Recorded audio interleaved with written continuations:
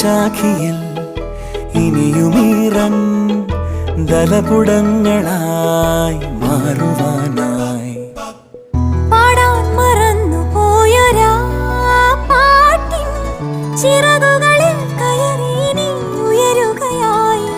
മോഹിച്ചും ലാളിച്ചും നീ മണ്ണിൻ പൂമഞ്ചത്തിൽ ആവോളം പൂങ്കാറ്റെ ചാടി ഉറങ്ങും.